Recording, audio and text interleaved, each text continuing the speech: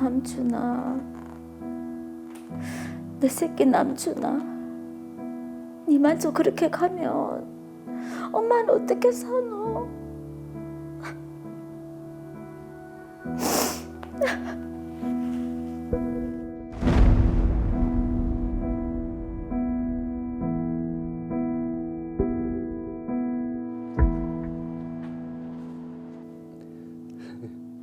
우리 은영이 프로포즈 어떻게 해줄까?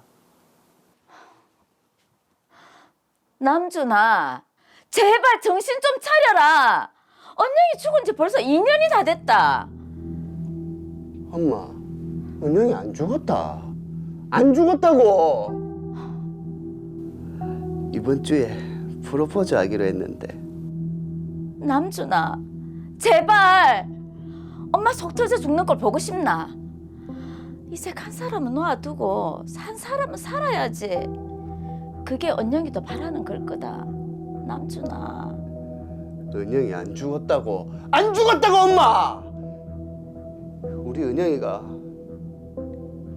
내두고 죽을 리가 없다. 너무 충격이 크셨나 봐요. 결혼해서 행복하게 잘 살기로 했는데. 남준아.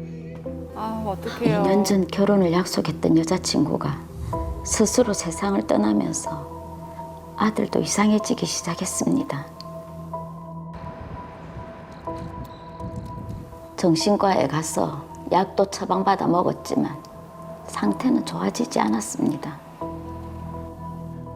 급기야 술을 마시면 죽은 여자친구가 찾아왔다며 헛소리와 헛것을 보기까지 했습니다.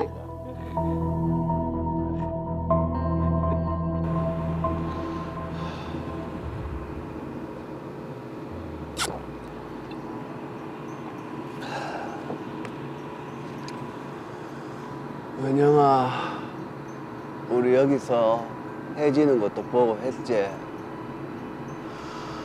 오늘도 이렇게 같이 있으니까 좋네. 어디 가노? 따라오라고.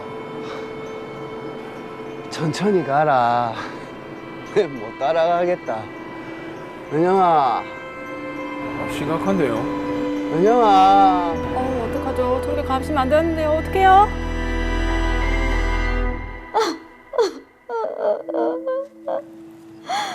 남준아, 이 못난 놈아, 그렇게 가는 게 어딨노? 엄마는 어떻게 살라고? 남준아, 내 새끼 불쌍히 썩잖아. 결국 아들은 여자친구를 따라 스스로 세상을 등졌습니다.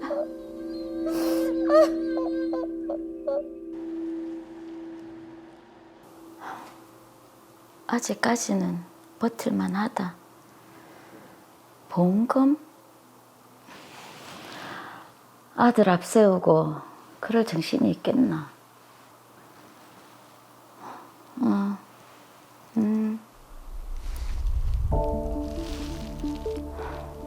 아들이 스스로 생을 마감했기에 보험금을 받을 수 없을 줄 알았습니다. 하지만 그 당시 아들은 누가 봐도 제정신이 아니었고 온전한 자신의 선택이 아니면 보험금을 받을 수 있다는 걸 알게 됐습니다. 사망 전 아들이 다녔던 정신병원에 가서 주치의의 소견서를 발급받아 보험금을 청구했습니다. 최남준 씨 상해 사망보험금 청구하셨는데요.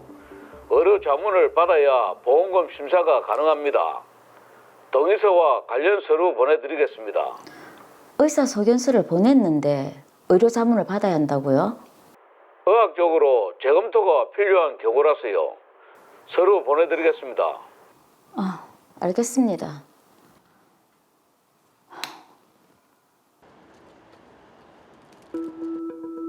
전문 의학 정보가 필요한 경우 및 의학적 재검토가 필요한 경우이기 때문에 의료 자문을 받아야 한다고?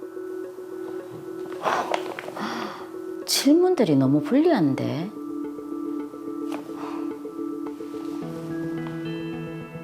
네, 서류를 받았는데 내용이 무슨 말인지 모르겠습니다.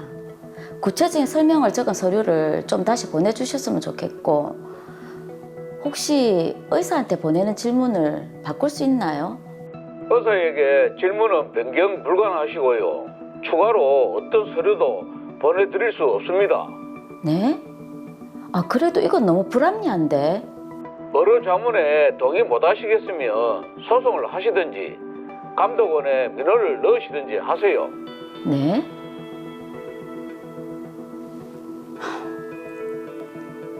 무슨 이런 경우가 다 있노?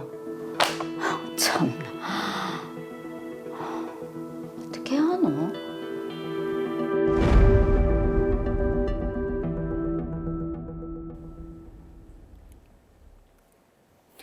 네, 이정자 씨가 아들을 먼저 보내고 얼마나 마음이 안 좋으실까요? 근데 거기다 또 보험사와 분쟁까지 좀 생겼거든요. 그러니까요. 이 사건 빨리 좀 해결해 드려야 될 것 같습니다.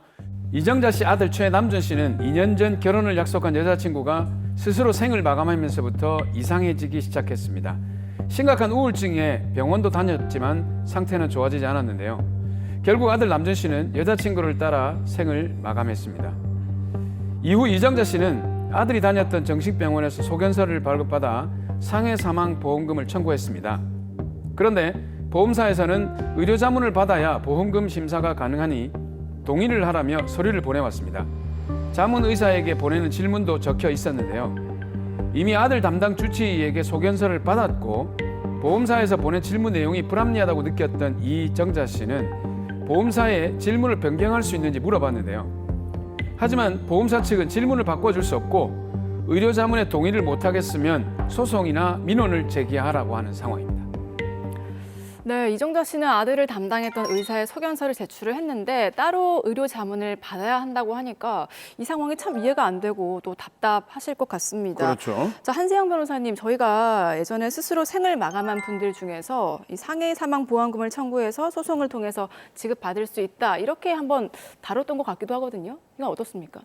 네, 사실 그런 취지로 판결한 대법원 판결이 있기는 하지만 실제로 소송을 진행하기 전 보험금 청구 단계에서는 보험사들이 그런 대법원 판결에 따라서 무조건 보험금을 지급하지는 않습니다. 오히려 부지급을 하는 경우가 대부분이라고 보시면 됩니다. 자, 보통 보험금을 청구하면 이 보험사에서 의료 자문을 받는 게 이게 일반적인 일인가요?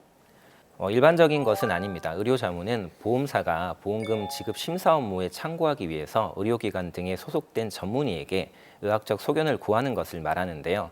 보험금 지급 대상이 되는지 보험사 자체적으로 판단하기 어려운 부분이 있을 경우에 외부 전문의에게 의견을 구하는 겁니다. 네. 의료 자문을 구하는 취지가 보험 사기를 적발하거나 과잉 청구를 막아서 선량한 보험 가입자들을 보호하기 위해서인데요.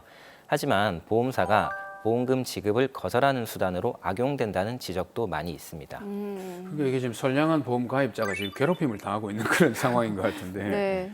근데 이게 보험사에서는 동의하지 않으면은 보험금을 지급하지 않겠다라는 입장이니까 이 청구인 입장에서, 그러니까 소비자 입장에서 보면 동의를 안 할 수가 없거든요. 이거 어떻게 해야 되겠습니까? 네, 우선 반드시 동의를 해야 하는 것은 아닙니다. 의료자문 동의서는 보험금 지급 여부를 결정하는 중요한 서류이기 때문에 신중히 생각하셔야 하는데요. 실제 보험금 지급 심사를 위한 의료자문 동의서를 놓고 보험사와 소비자 간의 갈등이 계속되고 있습니다. 그리고 의료자문의 한계가 문제되고 있기도 합니다. 의료 자문의 한계가 문제라고 하셨는데 어떤 문제입니까?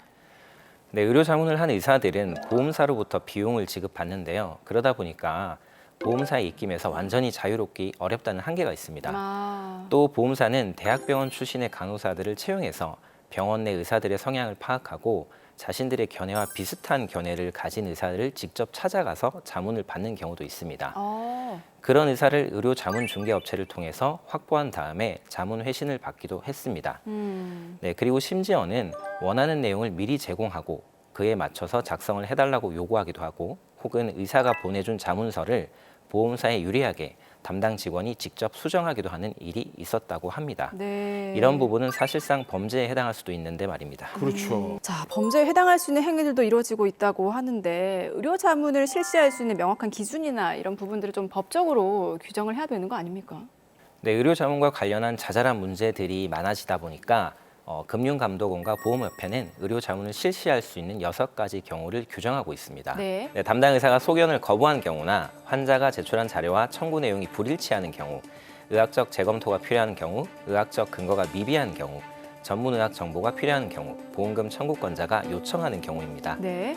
그 외에도 여러 가지 규정들이 있지만 보험 계약자 측에서 실질적으로 느낄 수 있는 규정은 바로 보험회사가 의료 자문을 실시할 경우에 의료 자문 의뢰 사유와 그 내용을 보험 계약자 등이 이해할 수 있도록 설명해야 한다는 규정입니다. 보험사가 요구하는 자료를 구비해서 보험금을 청구했는데 왜 보험금을 바로 지급하지 않고 의료 자문을 실시하게 됐는지 보험 소비자에게 그 이유와 자문 내용을 미리 설명해 주라는 것입니다. 네. 근데 이게 아까 전화 통화를 하는 거 보니까 드라마산에서는 이정자 씨가 내용을 잘 모르겠다. 구체적으로 좀 설명한 내용을 다시 보내달라. 이렇게 했는데 보험사가 지금 거절을 했거든요. 이거 어떻게 되는 겁니까? 네, 제가 조금 더 알아보니까 최초에는 사실 아무런 서류도 보내줄 수 없으니 소송을 하던 민원을 넣던 마음대로 하라고 했지만 그 이후 다시 의료자문 절차 진행에 동의하라는 형식적인 내용의 서류를 보냈다고 합니다. 자, 그리고 보험사가 이정자 씨에게요, 의료자문 의뢰 동의서를 보내면서 이 자문 의사에게 보낸 질문도 함께 이제 보냈는데 이게 어떤 내용이기에 이정자 씨가 좀 불리하다고 느꼈습니까? 네, 먼저 우울증의 경우에는 고도, 중등도, 경도 이렇게 단계를 나눌 수 있는데요. 남준 씨 같은 경우 병원에서 중등도의 우울 장애가 있다고 진단을 받았습니다. 네. 그런데 제가 확인해 보니 이정자 씨는 보험사 직원과 1차 통화 과정에서 내부 지급 기준상 고도 우울 장애인 경우만 보험금을 지급한다라는 말을 들었다고 합니다. 예. 그리고 질문 살펴보니 결국 남준 씨의 우울증 정도가 어느 정도냐고 물어보는 게 전부였던 거죠. 이미 이정자 씨가 제출한 주치 소견서를 보면 남준 씨의 경우에는 중등도의 우울 장애에 해당한다는 것을 확인할 수 있는데요. 그렇다면 이 질문만으로는 뻔한 답이 올 것이라고 생각했기 때문에 불리하다고 느낀 것입니다. 그렇겠네요. 자, 이정자 씨가 그래서 질문을 바꿀 수는 없냐고 물었는데 보험사에서는 안 된다고 했습니다. 이게 모든 보험사에서 다 동일한 질문을 하는 건가요? 네, 그렇지는 않습니다. 질문은 보험사마다 다르고 사실 같은 보험사라도 담당자마다 다르기도 합니다. 우호적인 경우에는 보험금 청구권자와 보험사 담당자가 서로 협의를 해서 질문을 수정하기도 합니다. 담당자를 잘못 만난 거네요. 그렇네. 이 담당자 굉장히 좀 까탈스러운, 죄송합니다. 까다로운 담당자십니다. 근데 문제는 드라마 사례에서 보험사 직원은 어쨌든 이 질문 변경도 안 된다고 하고 이런 상황에서 이정자 씨는 이 의료 자문에 동의를 해야 되겠습니까? 저 같으면 이거 안 하고도 하는 방법이 있을 것 같은데 어떻습니까? 네, 이정자 씨 사건의 경우 보험사는 이정자 씨가 의료 자문에 협조하지 않아 지급 심사가 이루어지지 않고 있으니 빨리 의료 자문에 동의하라라는 입장이고 이정자 씨는 불리한 의료 자문에 동의할 수 없다는 입장입니다. 그런데 사실 보험사에게 의료 자문의 질문 내용을 고객의 요구에 따라서 변경해줘야 할 의무가 없기 때문에 이런 상황에서는 사실 불리한 질문대로 의료 자문을 하든지 아니면 별도로 소송을 제기하는 방법밖에는 없습니다. 저는 또 이것도 궁금한데요. 의료 자문 같은 경우에도 꼭 보험사에서 지정한 의료기관에서 해야 되는 건가요? 네, 제3의료기관을 통한 의료자문 제도가 있기는 합니다. 보험약관은 보험 수익자와 보험회사가 보험금 지급 사유에 대해 합의하지 못할 때는 보험 수익자와 회사가 함께 제3의 전문의를 정하고 그 의견에 따를 수 있다고 정하고 있는데요. 네. 이들 실무상으로 동시감정이라고 표현을 합니다. 동시감정은 어떻게 절차가 이루어집니까?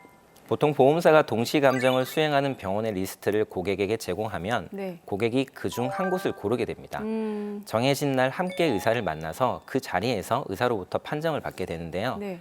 그나마 현장에서 의사를 만나서 함께 의견을 듣기 때문에 앞서 말씀드린 의료자문보다는 그 결과에 대한 반발이 훨씬 적은 편입니다. 그런데 요즘 하도 보험금과 관련해서 계약자와 보험회사 간에 분쟁이 많다 보니까 이런 동시감정 자체를 꺼리는 의사들이 대부분이고 보험사조차 동시감정이 가능한 의사를 찾는 것이 어려운 실정입니다. 그러면 뭐 의료 자문이나 제3의료기관을 통한 동시감정 결과 보험금 지급이 타당하다라는 결과가 나오면 보험사는 무조건 이제 보험금을 지급해야 되는 거죠. 안타깝지만 그렇지도 않습니다. 보험사가 무조건 그에 따라서 보험금을 지급해야 하는 것도 아닙니다. 네. 보험사 입장에서 보험금을 부지급할 수 있을 것으로 생각되는 다른 근거가 있다면 보험금을 지급하지 않을 수도 있습니다. 그래서 이 경우에는 결국 소송밖에는 답이 없는 거죠. 이야, 정말 보험금 타먹기 어렵네요. 그러니까 정말 꼬박꼬박 돈은 잘 받아가더니 그러게. 참. 자, 마지막으로 우리 이정자 씨를 위해서 한 말씀 해주시죠. 네, 이정자 씨는 조금 깐깐한 담당자를 만나신 것 같습니다. 제가 보기엔 애초에 보험금을 지급할 생각이 없는 담당자인 것 같기도 합니다. 안타깝지만 이런 경우에는 보험금을 포기하시던지 아니면 소송을 통해서 판결로 보험금을 지급받는 방법밖에 없습니다. 잘 고민하시고 결정하시기 바랍니다.